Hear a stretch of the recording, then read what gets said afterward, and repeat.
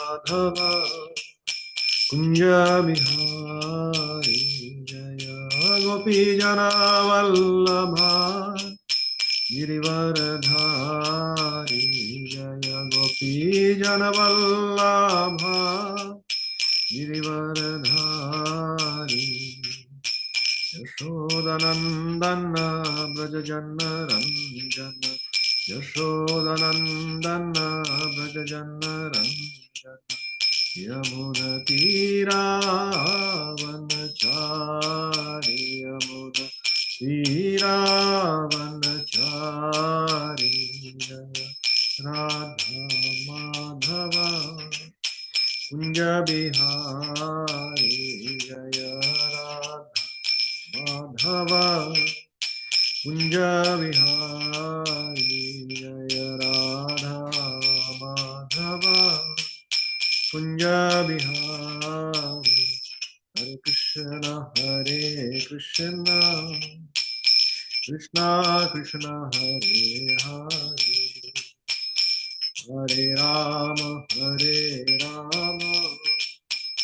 राम राम हरे हरे हरे कृष्ण कृष्ण कृष्ण हरे हरे हरे राम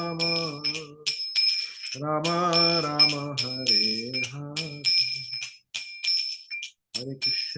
हरे कृष्ण कृष्ण कृष्ण हरे हरे हरे राम राम राम हरे हरे हरे कृष्ण कृष्ण कृष्ण हरे हरे हरे राम राम राम हरे हरे हरे कृष्ण कृष्ण कृष्ण हरे हरे हरे राम राम राम राम हरे हरे हरे कृष्ण कृष्ण कृष्ण हरे हरे हरे राम राम राम हरे हरे हरे कृष्ण कृष्ण कृष्ण हरे हरे हरे राम राम राम राम हरे हरे जय राधा गिरिधारी राधे जय राधा गिरिधारी राधे जय जगन्नाथ जय बलदेव जय सुभद्र जय गिरि गोवर्धन जय गिरि गोवर्धन जय गिरि गोवर्धन जय गिरि गोवर्धन जय गौरनिताय जय गौरनिताय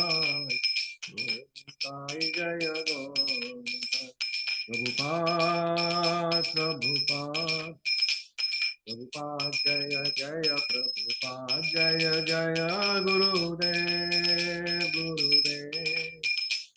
गुरुदेव जय जय गुरुदेव विष्णुपाद परमहंस परिव्रजकाचार्य अष्टोत्तर तत श्री ऐसी भक्ति वेदांत स्वामी शील प्रभुपाद की जय अनंत कोटि वैष्णव वृंद की जय नाम जय श्रीदास ठाकुर की जय प्रेम से कहो श्री कृष्ण चैतन्य प्रभु नित्यानंद श्री अद्वैत गदाधर शिवासादि गौर भक्तवृंद श्री राधा गिरिधारी भगवान की जय श्री जगन्नाथ बलदेव सुभद्रा मैया की जय श्री गौर निताई की जय निताई गौर प्रेमानंदे हरि हरि बोल all glories to the assembled devotees Hare Krishna all glories to the assembled devotees Hare Krishna all glories to the assembled devotees Hare Krishna all glories to the lotus feet of Sri Guru and Sri Gauranga all glories to Srila Prabhupada all glories to Srila Gurudev Namo Vishnu.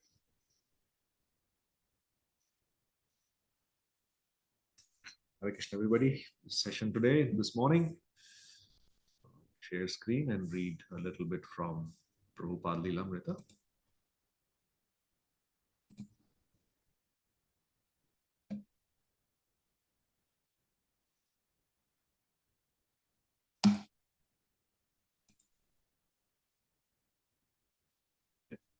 Able to see the screen? Yes, Prabhu. You have to start from here. Srila Prabhupada ki jai, Srila Prabhupada Lilamrita ki jai. So this is from chapter 15, I think, Free to Preach. His first audiences consisted mainly of people who had heard about him or met him at Dr. Mishra's yoga studio. And despite the poverty of his room, the meetings had become a source of new life for him. March 18. He expressed his optimism in a letter to Sumati Morarji. I was very much encouraged when you wrote to say, I feel that you should stay there until you fully recover from your illness and return only after you have completed your mission. I think these lines dictated by you are the words of Lord Balakrishna expressed through your goodness. You will be pleased to know that I have improved my health back to normal and my missionary work is nicely progressing. I hope my project to start a temple of Sri Sri Radha Krishna will also be realized by the grace of the Lord. Since I came to New York from Butler, Pennsylvania, I have rented the above room at $70 per month and I'm delivering lectures on the Bhagavad Gita and Srimad Bhagavatam, accompanied by Sankirtan, and the American ladies and gentlemen come to hear me. You will be surprised to know that they do not understand the language of Sankirtan, yet they hear with attention. The movement which I have started here is completely new to them because the Americans are generally acquainted with the Indian yoga gymnastics as performed by some Indian yogis here.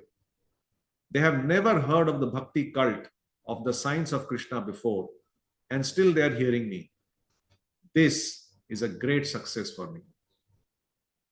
Outside the closed windows of room 307, the late winter night had fallen. Prabhupada's words are punctuated with the muted sounds of car horns and occasional sirens from the street, and sometimes by the startling chords of a lonely foghorn on the Hudson. Although bare, the room is warm. Prabhupada is speaking on the second chapter of the Bhagavad Gita. Now Arjuna is perplexed. He is perplexed about whether to fight or not to fight. After seeing in front of him his relatives with whom he was to fight, he was perplexed. And there was some argument with Krishna. Now here is a point. Krishna is a Supreme Personality of Godhead. Prabhupada's voice is earnest, persuading. Sometimes his speech becomes highly pitched and breaks with urgency. His cultured British diction bears a heavy Bengali accent. Suddenly he pauses in his lecture and addresses someone in the room. Prabhupada. What is that? Man. What? Prabhupada. What is this book? Man. Well, this is a translation of the Bhagavad Gita. Prabhupada is obviously displeased that while he is speaking, someone is looking through a book. This is hardly like a respect offered to learned speakers described in the Srimad Bhagavatam. Prabhupada. Well, no, you can hear me. Man, I'm hearing. Prabhupada. Yes, don't turn your attention, just hear me. He is taking the role of a teacher correcting his student. Of course, there is no compelling reason why any of his casual guests should feel obliged to obey him. He simply begs for their attention and yet demands it. Just hear me, as he attempts to convince them of Krishna consciousness. Oops, sorry.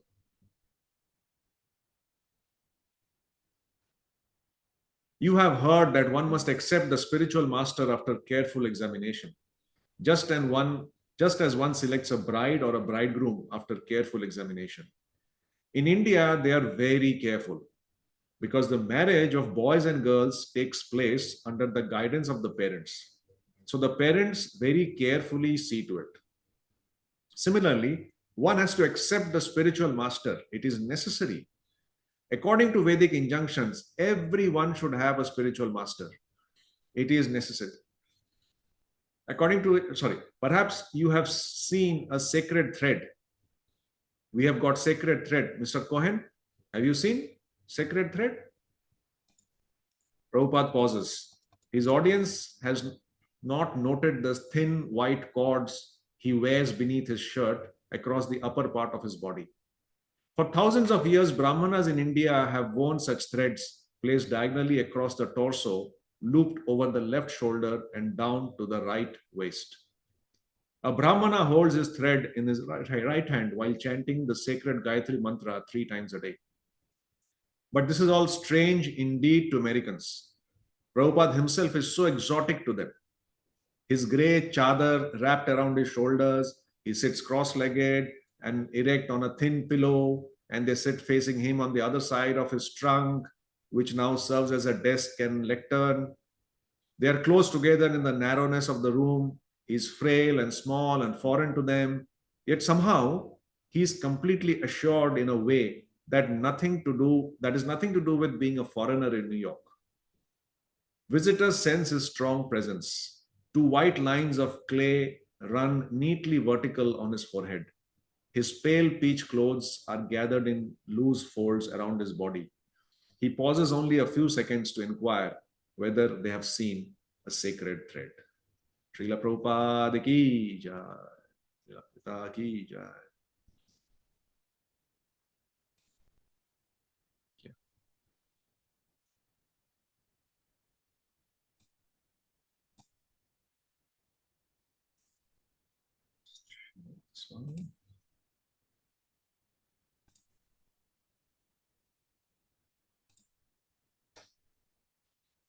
So we'll move on to the verse for today.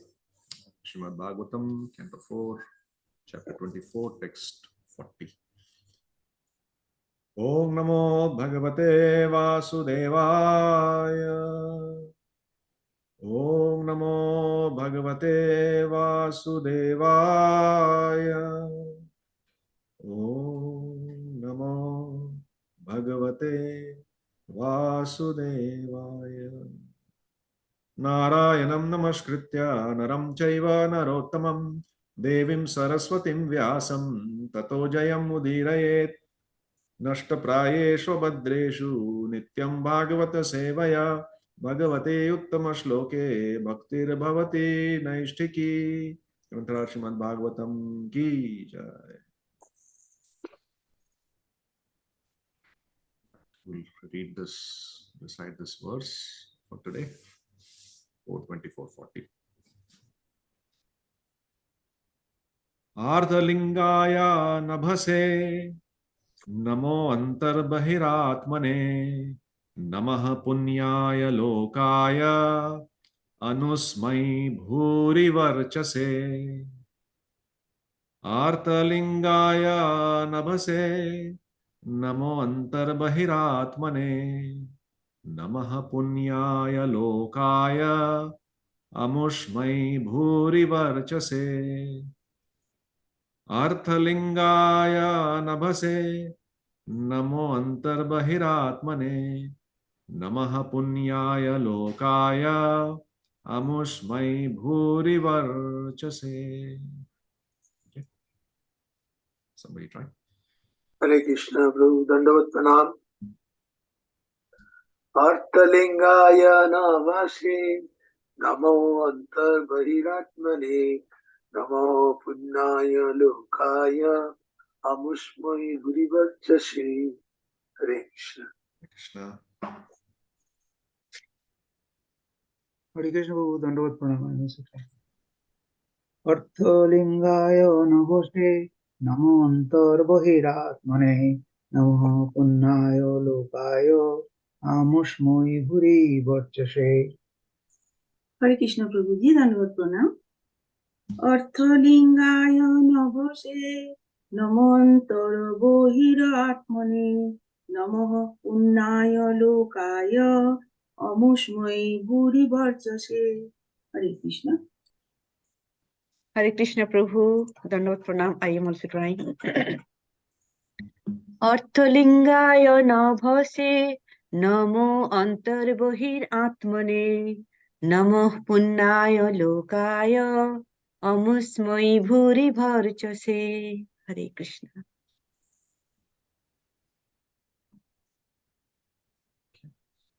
At the synonyms. Artha, meaning. Lingaya, revealing. Nabhase, unto the sky. Namaha, offering obeisances. Antaha, within. Bahi, and without. Atmane, unto the self. Namaha, offering obeisances. Punyaya, pious activities.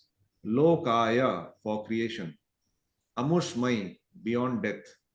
Bhuri Varchase, the supreme effulgence. Can somebody read the translation, please? I'll try. Yeah. Translation by Srila Prabhupada. My dear Lord, by expanding your transcendental vibrations, you reveal the actual meaning of everything. You are the all-pervading sky within and without, and you are the ultimate goal of pious activities, executed both within this material world and beyond it. I therefore offer my respectful obeisances again and again unto you. Thank you, Prabhu. Thank you very much. It's a long purport, but maybe we can take turns, 2 or 3 paragraphs. Somebody want to read the first paragraph of the purport? Hare Krishna Prabhu, Dandot Pranam. Purport by Srila Prabhupada ki jai. Vedic evidence is called Shabda Brahma. There are many things which are beyond the perception of our imperfect senses. Yet, the authoritative evidence of sound vibration is perfect. The Vedas are known as Shabda Brahma because the evidence taken from the Vedas constitute the ultimate understanding. This is because Shabda Brahma or the Vedas represents the Supreme Personality of Godhead. However, the real essence of Shabda Brahma is the chanting of Hare Krishna Mahamantra. By vibrating this transcendental sound, the meaning of everything, both material and spiritual, is revealed. This Hare Krishna is undifferent from the personality of Godhead. The meaning of everything is received through the ear through the sound vibration. The vibration may be material or spiritual, but without sound vibration, no one can understand the meaning of anything. In the Vedas, it is said that Antar Vaishya Tat Sharvam Vyapi Narayana Stita. Narayan is all pervading. He exists both within and without. This is also confirmed in Bhagavad Gita 13:34. Yata prakrishyati eka krishnam lokam imam ravi kshetram kshetri tata krishnam prakrishyati bharata. O son of Bharat, as the sun alone illuminates all this universe, so do the living entity and the supreme soul, super soul, illuminate the entire body by consciousness. Thank you, Prabhu. Hare Krishna. In other words, the consciousness of both the soul and supersoul is all pervading. The limited consciousness of the living entity is pervading the entire material body, and the superior consciousness, supreme consciousness of the Lord is pervading the entire universe, because the soul is present within the body. Consciousness pervades the entire body. Similarly, because the supreme soul or Krishna is present within this universe, everything is working in order. Maya adhakshena prakriti suyate sacharacharam. This material nature is working under my direction, O son of Kunti, and it is producing all moving and unmoving beings. Bhagavad Gita 9.10. Shall I continue? You can. That's fine. Okay. Lord Shiva is therefore praying to the personality of Godhead to be kind to us, so that simply by chanting the Hare Krishna mantra, we can understand everything in both the material and spiritual worlds. The word Anusmai is significant in the regard because it indicates the best target one can aim for after attaining the higher planetary systems. Those who are engaged in fruitive activities, karmis, attain the higher planetary system systems as a result of their past activities, and the Gyanis who seek unification or a monistic merging with the effulgence of the Supreme Lord also attain their desired end. But in the ultimate issue, the devotees who desire to personally associate with the Lord are promoted to the Vaikuntha Lokas or Goloka Vrindavana. The Lord is described in Bhagavad Gita 10.12 as Pavitram Paramam, the supreme pure. This is also confirmed in the verse. Sukdev Goswami has stated that the cowherd boys who played with Lord Krishna were not ordinary living entities. Only after accumulating many pious activities in various births does one get the opportunity to personally associate with the Supreme Personality of Godhead, since only the pure can reach him. He is the Supreme Pure. Hare Krishna Prabhu. Thank you so much, Mataji. Hare Krishna. Stop share.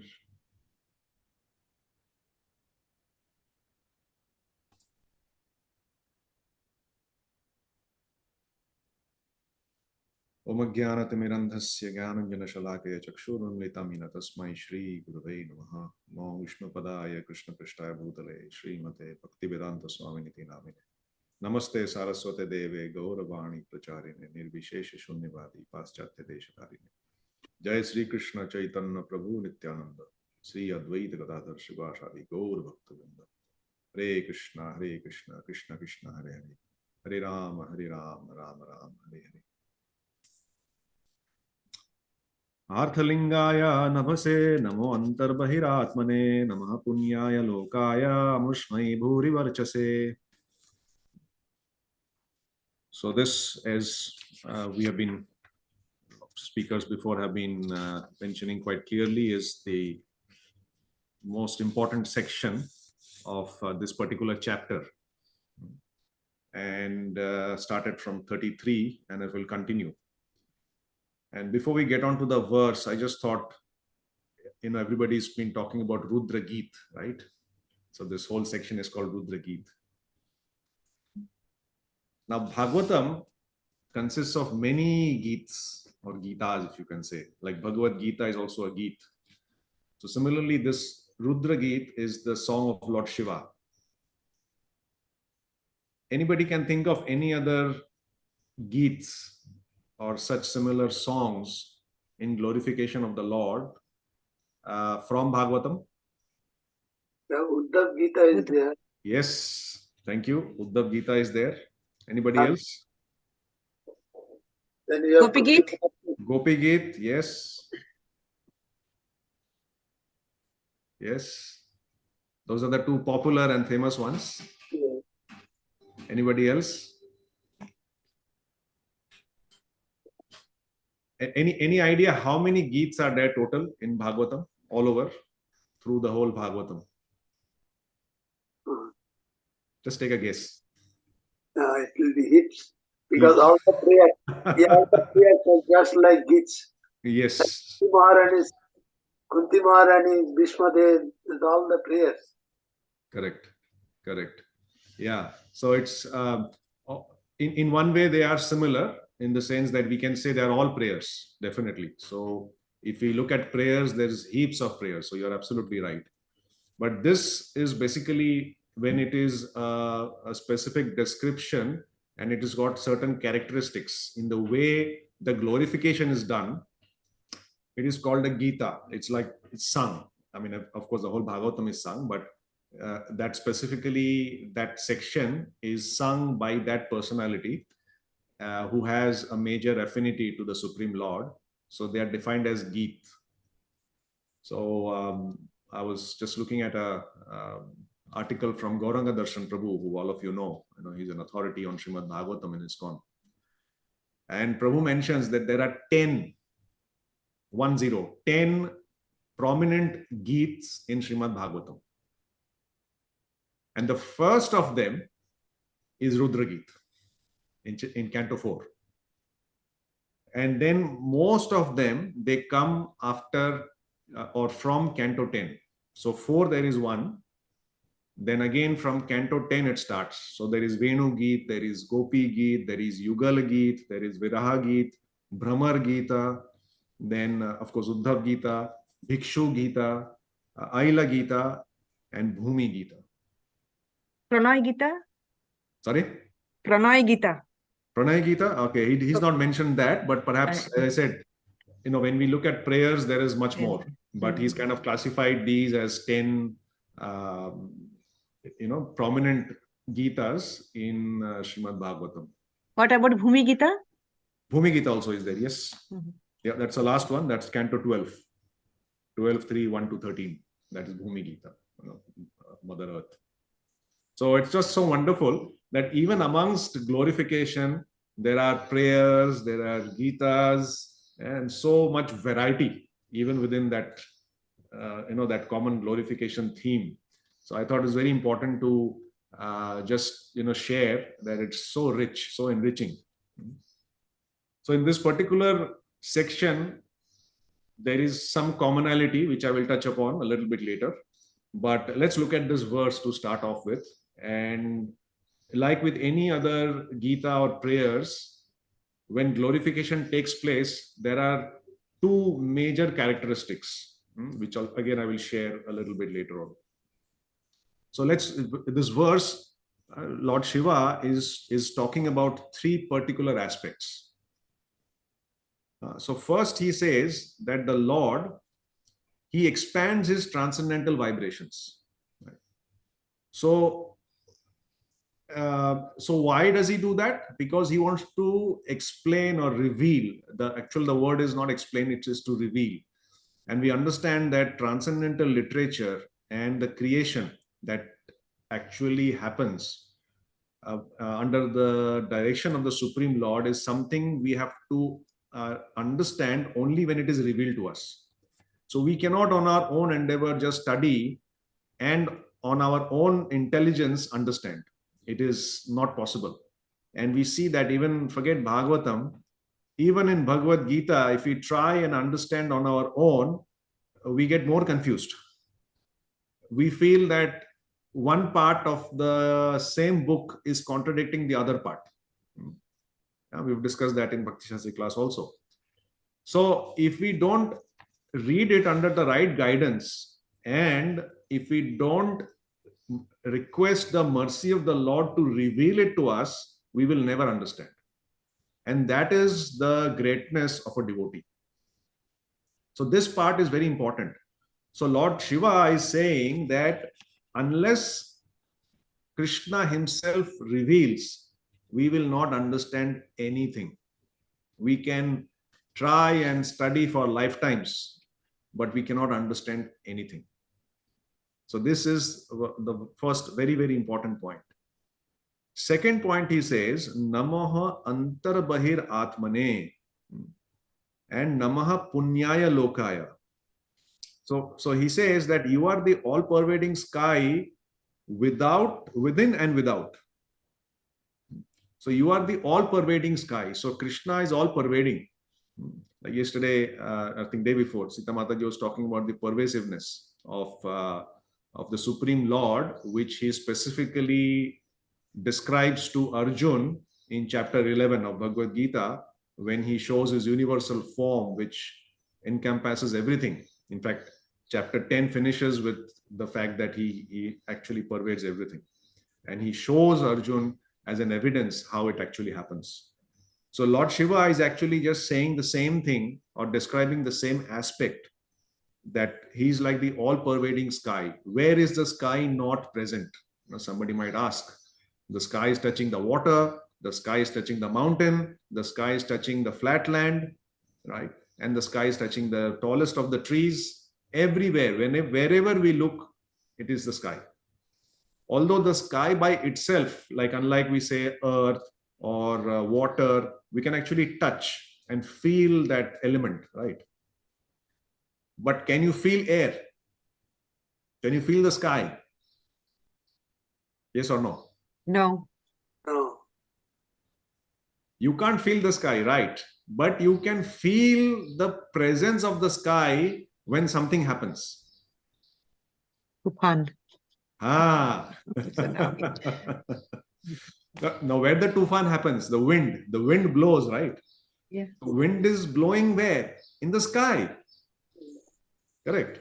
So when the wind is blowing, then it is brushing past our body, and we are able to experience the gush of the wind, which gives us the feeling or understanding that this is this element of sky. So it is very, very important to understand that pervasiveness is there, but we can only understand when Krishna wants us to, because the wind will not flow if we stand there and say, oh, I want to feel the sky today. Sky, can you throw a wind? It doesn't happen. When the wind is there, we can experience it, but we cannot demand that the wind happens for us to experience. So similarly, when we try and understand transcendental literature, scriptures, we cannot demand that I want to understand. We have to wait for Krishna's mercy. We have to beg and request him to reveal it to us, so that all pervasiveness of the sky can be understood in both ways, that he is all pervasive, and the fact that only he can reveal it to us. So that is the second point. Third is Namaha Punyaya Lokaya. So what does he say? That you are the ultimate goal of all pious activities executed both within this material world and beyond. So of course we hear in Bhagavad Gita as well, 529, Bhoktaram Yagatapasam Sarvaloka Maheshwaram Suridam Sarvabhutanam Yatmamam Shantim Richati, where Krishna says that I am the beneficiary of all the sacrifices and austerities.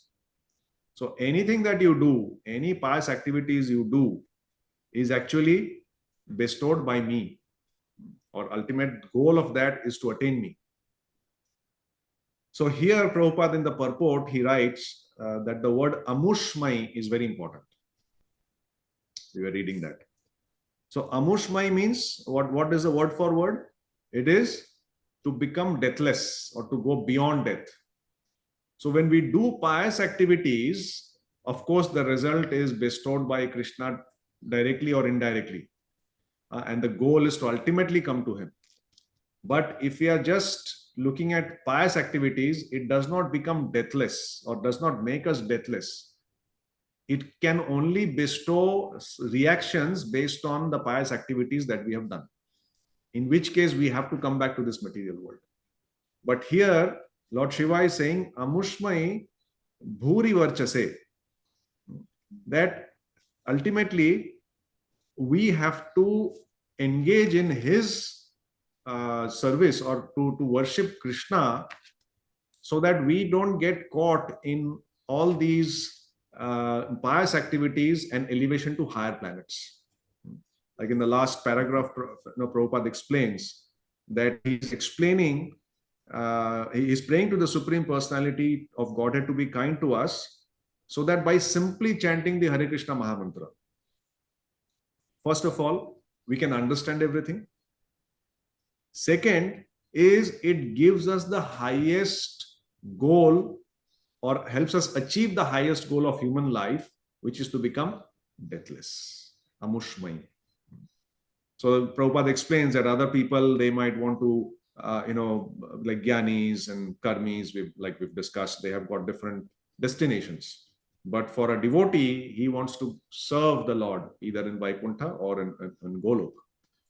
And Prabhupada writes that after accumulating pious activities in many births, ultimately one comes to the level of understanding and serving the Supreme Lord. So all of us here, who are somehow connected with Prabhupada and ISKCON, are considered very, very fortunate. We have somehow or the other done a lot of pious activities in our previous birth, or perhaps we have met with a pure devotee of the Lord in this birth or in previous births, who have pushed us in this path to not only come to Krishna consciousness, but to remain fixed in Krishna consciousness. My screen might be a bit shaking to some people because there's some earthworks going on behind. So earthquake is still not happening. So this is the third point. So what are the 3 points? First is the transcendental vibrations. By the transcendental vibrations, you reveal the actual meaning. The Krishna reveals everything. Second is, he is like the all-pervading sky within and without. And third is, all pious activities, the ultimate goal is to become deathless and be connected with him and remain connected with him in his service. So these are the 3 points Lord Shiva is emphasizing in this particular part of the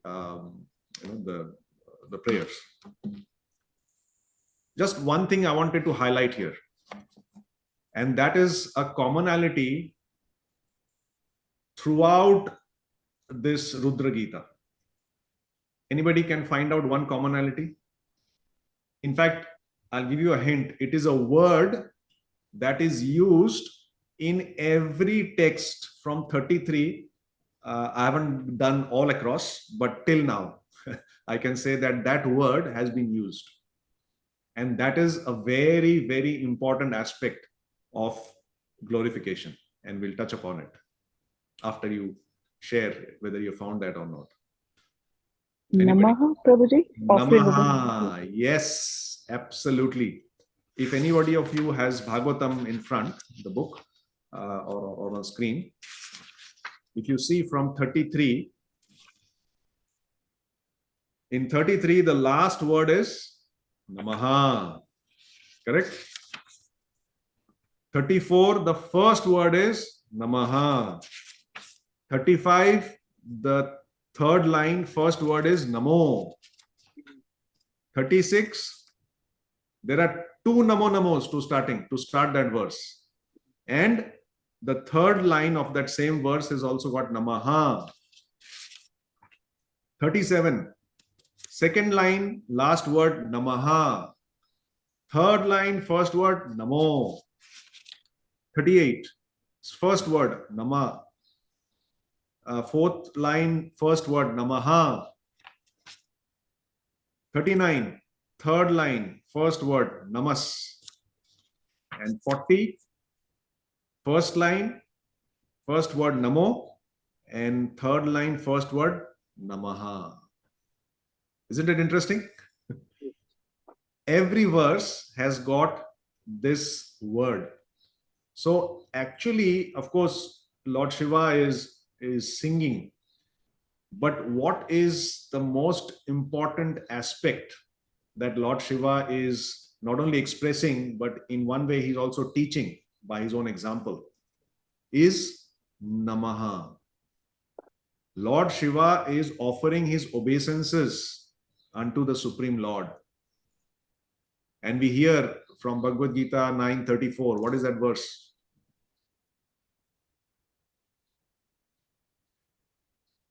Bhagavad Gita 9:34. You can say. It says that Manmana Bhav.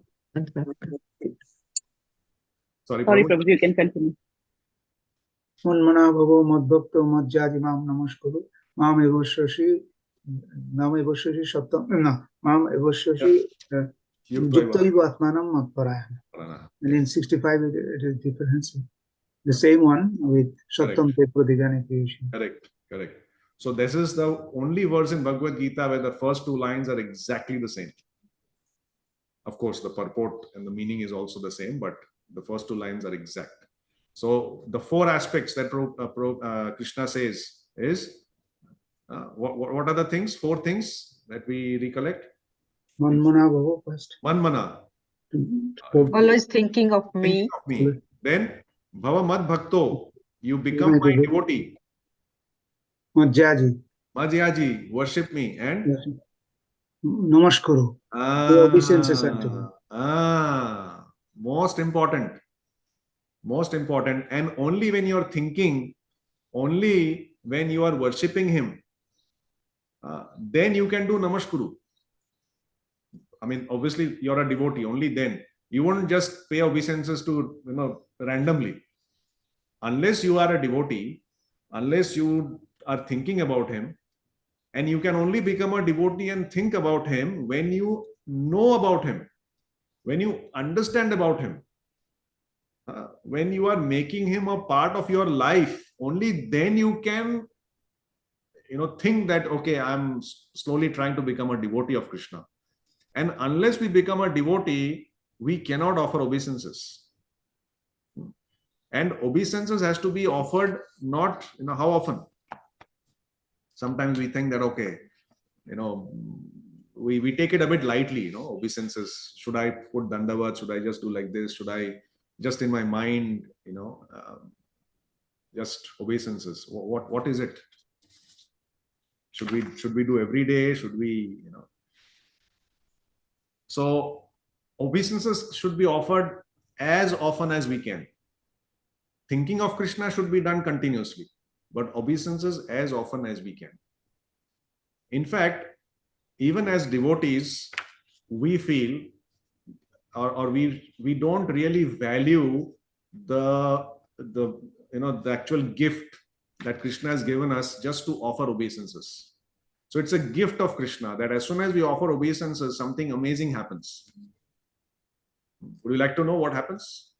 It is there in 12th canto. 12th canto, 12th chapter, 47 and 48th verse. So it is very, very nicely mentioned that Patita Skhalitas Charthaha Kshutva Va Vishvashograhan Hare Namaha Iti Uchchair Muchyate Sarva Patakat.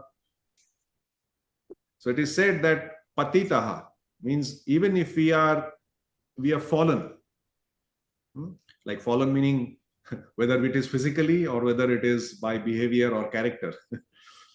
So even if we are fallen or falling, Skhalitas, even if we are slipping away, pair khisak raha hai.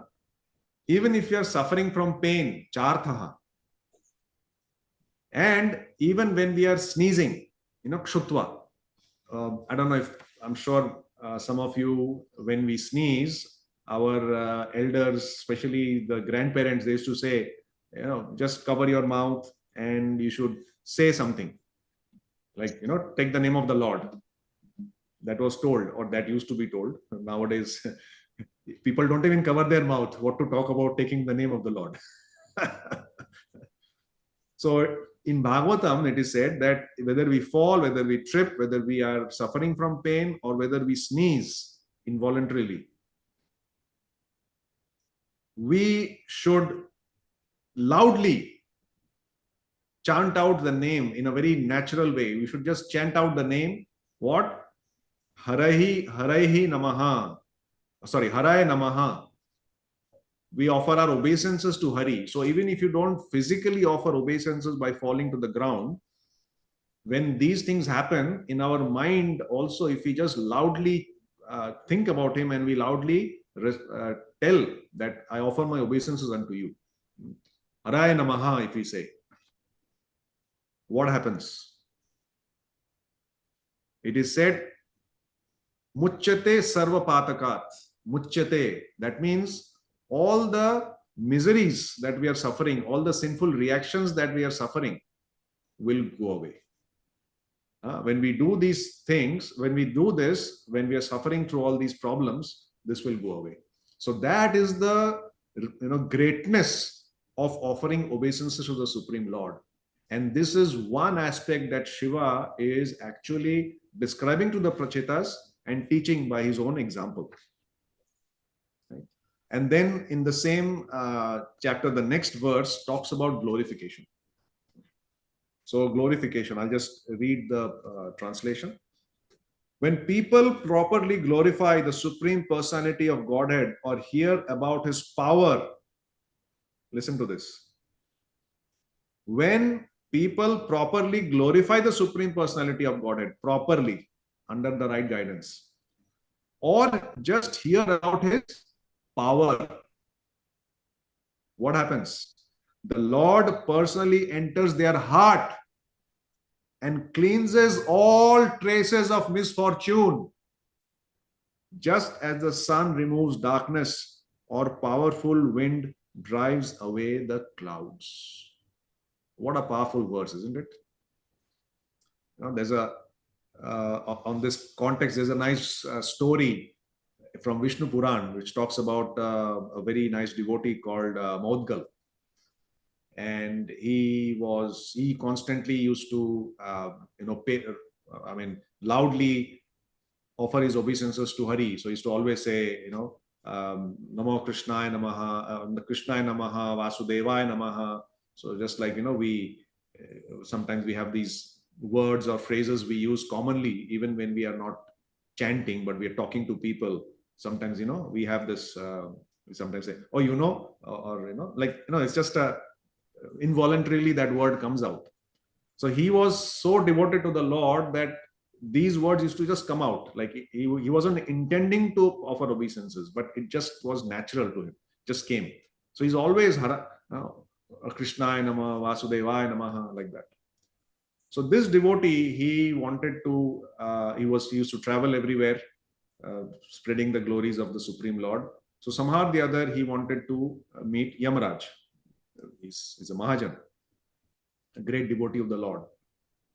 So in Yamalok, obviously what happens, Yamalok, all the sinners are there, and all the Yamadutas, they have all their tools and things to, torture them and make them suffer for their reactions. So when this Maudgal, he went and met Yamaraj, they exchanged greetings and, glorified the Lord. And as soon as he stepped there, somehow or the other, he saw these, these people suffering in Yamalok. And as soon as a devotee sees people suffering, what happens to him? How does he feel? He himself feels suffering. Yeah. So what is that word? That compassion, isn't it? Like in Bhagavad Gita, Krishna uses that word, compassion. So as soon as he was there, just by looking at them, he was so compassionate. And when you're compassionate, what happens? You may not physically be able to help them or do anything. But because you're compassionate, what happens is there is an energy flow. You are actually wanting to just do good to them, and that energy flows. Like we know, energy flows from high to low. So when he's so full of compassion, it just flows onto them. And when it flowed onto them, they were all suffering, right? I mean, if Yamdut, nobody enjoys. So they were miserable and very painful and, all that situation. But as soon as he landed there, their miseries vanished. Their bodily, mental pains, it subsided completely. And just by being there. And slowly, so what happened is just because he was there, even the Yamdutas who were actually incurring the punishment, so the weapons they were using or whatever tools they were using, they became redundant. Like, they were doing it, but like Prahlad Maharaj, it wasn't affecting the people who were supposed to suffer. And, there was nice cool breeze that started blowing and some instruments started being played. This is in Yamalok. And then Yamaraj, he understood that because a devotee has come, Krishna is showing his mercy through this devotee. And Maudgal, he used to chant this, as I said, Krishnaya Namaha, Vasudevaya Namaha. So when he saw these, out of compassion, he just started, reciting that, Om Krishnaya Namaha, Vasudevaya Namaha, Krishna. And just because he was reciting that, the residents of Yamalok who were suffering there, they also started following him. They also said the same thing. Now they were sinners. Just because this devotee is reciting something and their miseries have gone, they felt enlightened to recite the same thing. So they just recited mechanically. They didn't understand anything. And they recited. And whole Yamalok, imagine, this is going on. Vasudevaya, Krishnaya. And Yamaraj was so blissful. You know what he actually did? He knew the potency of offering obeisances to the Supreme Lord. And because all of these people in his so-called prison house were offering obeisances to the Supreme Lord, he came and he worshipped them. That these people have taken the name of the Supreme Lord and they are worshipping him. So Yamaraj actually comes and worships them. And in no time, a heavenly plane, or all the heavenly planes, they come, and all of these residents who were there, they board onto that plane and they go to the heavenly planet. So this is the greatness of offering obeisance to the Lord and the greatness of a devotee. So this is very important, and this is an important part of the whole glorification process. So why do we have to glorify the Lord? Somebody might ask, why should the Lord be glorified? And what is the characteristic of a glorification? So this is the whole Rudra Gita's glorification, right? So glorification is the gift that Krishna gives through his devotees to us. And in glorification, there are two important components. First, glorification describes the activities of the Supreme Person, what he has done, or what he is capable of doing. Second is it describes the qualities of the Supreme Lord. How pervasive he is, like in this verse, there are both those components. So the activities and the qualities. This is very, very important. Now, why do we need to glorify the Lord? Because as conditioned souls, all of us, we like glorification for ourselves, isn't it? We want other people to glorify us, and that gives us the highest level of pleasure in this material world. Yes or no? Yes, very true. Even if somebody says, "Oh Prabhu, you sing so nicely," right? What happens to us? Suddenly from the floor of the temple, we go to the roof of the temple. Right? Our body is in the temple, but our bliss is in the roof of the temple. So we love glorification. That is the nature of the soul. But because we are in this conditioned existence, we feel the glorification. If I get glorification, I become blissful.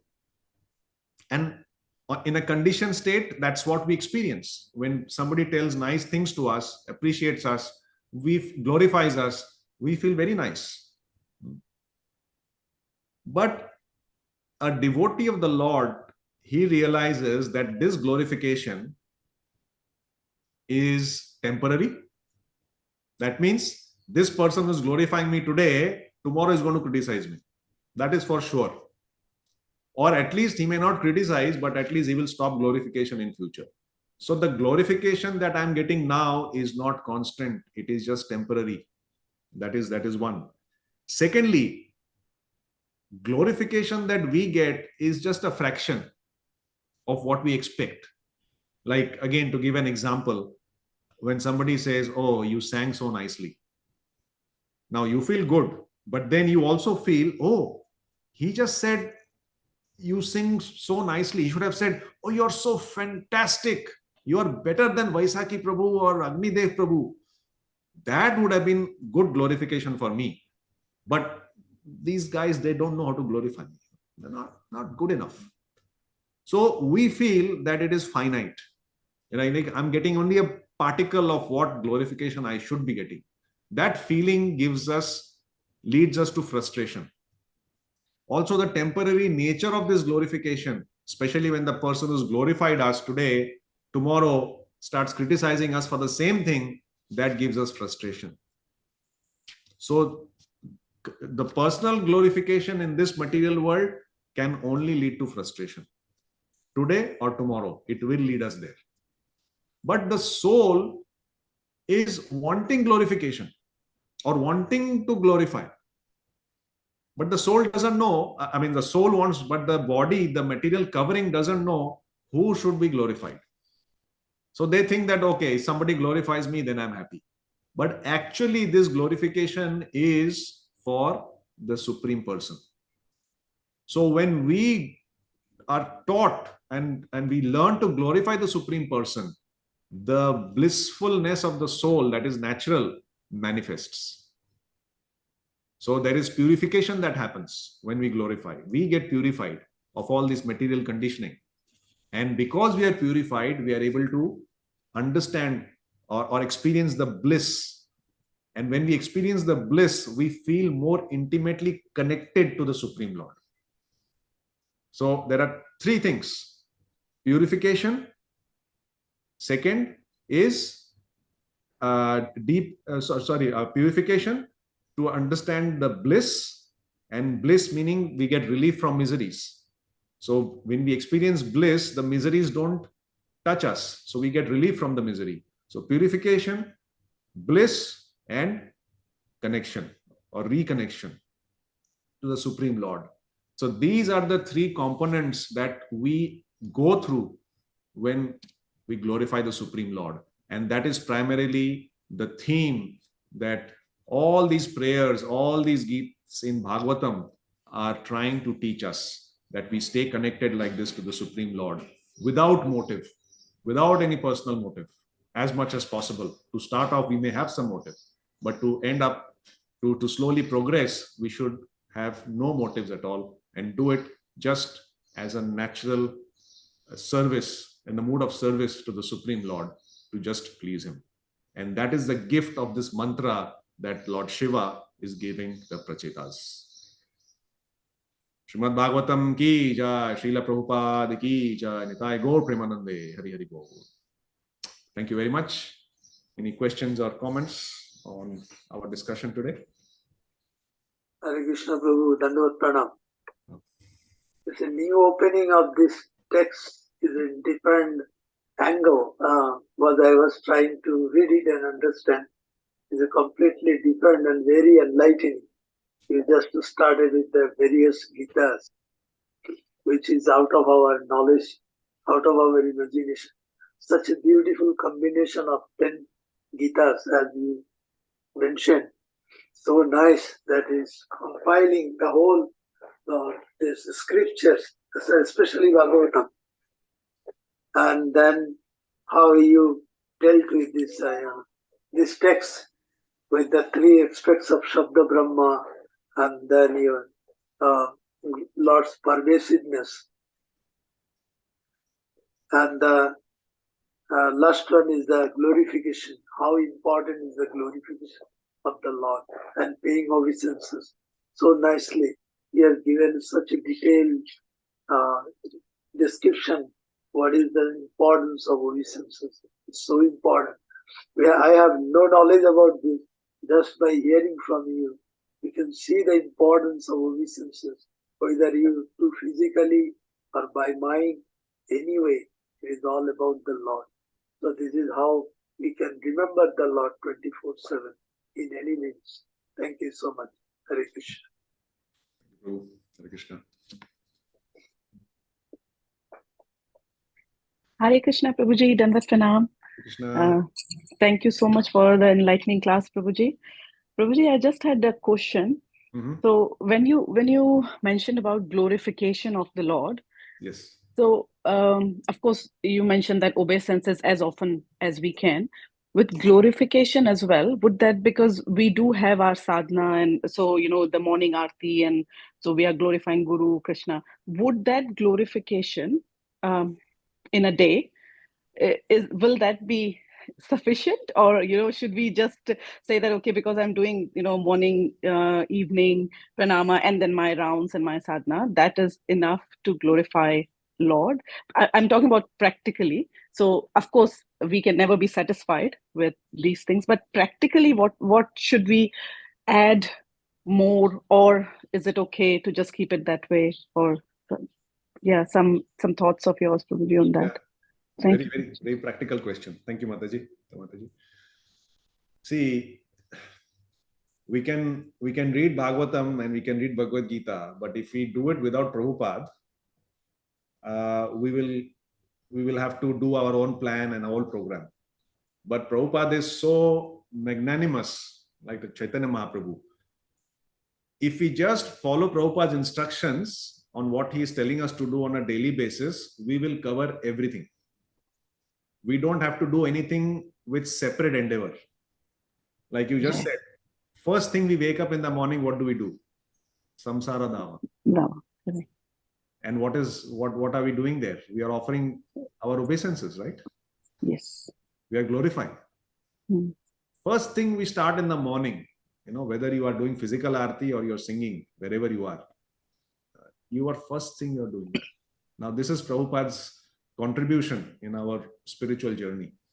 And then, of course, everything after that, your japa and your offering, everything, Namo Mahavadanyaya, everywhere we are using that.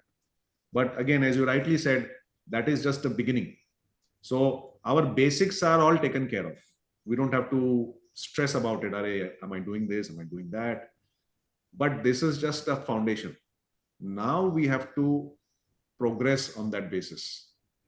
So the idea being that I give this example all the time is, when you're driving and somebody, cuts the lane in front of you, right? What comes out of your mouth? Hi Namaha! Or something more, you know what I mean? Yeah. So it all depends. That is our real consciousness. So consciousness is not when we are in front of the Lord in our house or in the temple. That time, obviously, we are 100% devotee because we are forced to be. There is no other contamination. But when we are in this material world with all these problems and challenges around us, and somebody, like I said, cutting your lane, then are you a devotee or are you a worse person than that person? That will dictate where or what is our level after the foundation is set. So sometimes we feel that, okay, this much is enough, but that is just the beginning. So this is how when we develop our love, we don't need somebody to tell us, "Arey, you should do that." Like a mother, when the child is born, the mother doesn't think that, should I feed the child only once a day? Too much? No, I mean, I have to stay awake. No. The mother is, whenever the child is crying, the mother feeds. True or no? Yes. When the child grows up, then the mother knows, okay, breakfast, lunch, dinner, bus, maybe some snacks in between. That's it. But when the child is born, as soon as the child cries, mother is ready. Whether she has slept, whether she is tired, she doesn't care. Her only objective is to feed the crying baby. She's completely dedicated, devoted to the child. And that is how Prabhupada, that's why he says that the love of a mother is the closest one can get in understanding the pure love a devotee can have for Krishna. So naturally, how are we inclined to do more for him is something that, Krishna reveals, of course. And it's also good to be in association of devotees who are already following and progressing in that path, so that we can imbibe something.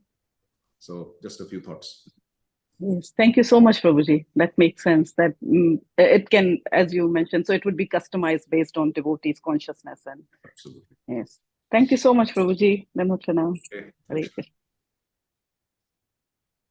Okay. Any other thoughts or comments?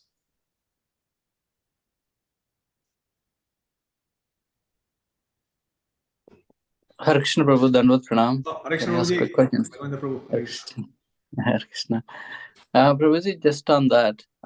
So, I mean, some people say, well, like we ISKCON, we have to do 2 hours of chanting and all that. We just do pranam to Bhagwan every day. That's it. Why do we have to do all that? So still they get the same blessings. So if you can just get the same the benefit by offering pranams, why you need to chant? Why you need to offer? Why need to follow all the processes and all the procedures? And being in ISKCON, so I can just stay outside and do a little bit. That's it. So what is the purpose of offering obeisances? Why do we need to offer obeisances is a question. Are we offering it just to get liberated from all the miseries? Or are we offering it because we want to connect deeply with the Lord and please Him? So these are completely diametrically opposite intents. Although the activity is the same, the consciousness is completely different. So people who are not aware of the greatness of the Supreme Lord, they will only look for shortcuts. Even when we came to the process, did we not have that mindset? I had that. What is minimum?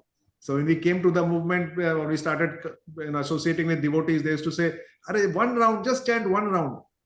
And when we actually start chanting one round, they glorify us. Oh, you're so good and this and that. And we think, see, I made it.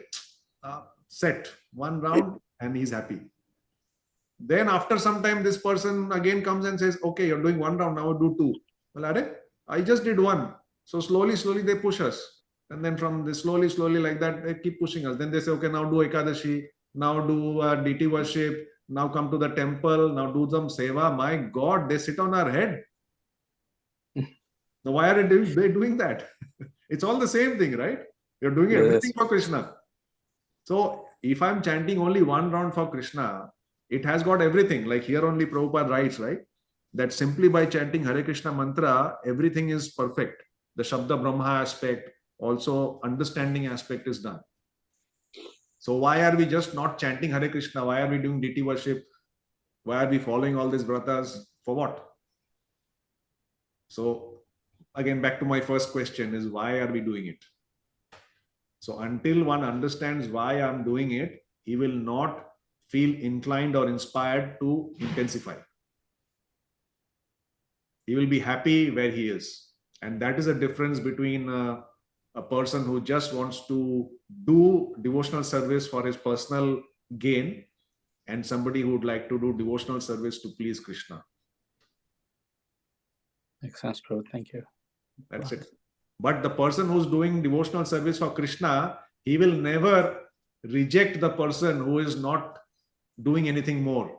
He will constantly keep poking him, inspiring him, because he has compassion.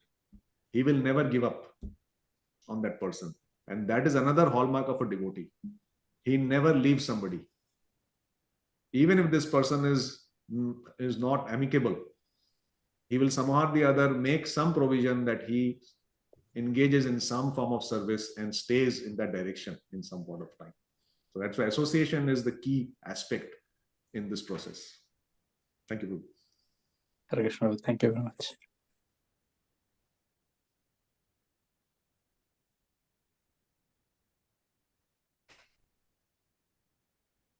Okay. 39. Yes, people have to go. Okay. If happy, satisfied today.